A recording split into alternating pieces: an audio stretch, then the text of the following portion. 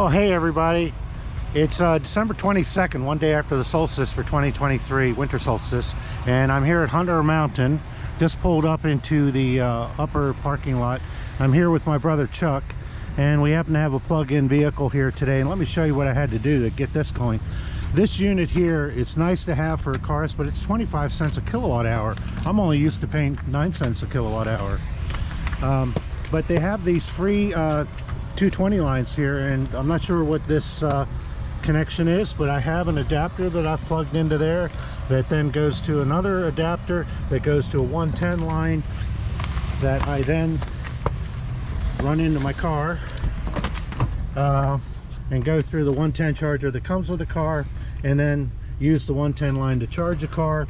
However, this is not a 110 charger situation. It is a 220 charging situation. It should charge this 14 kilowatt battery in about 6 hours.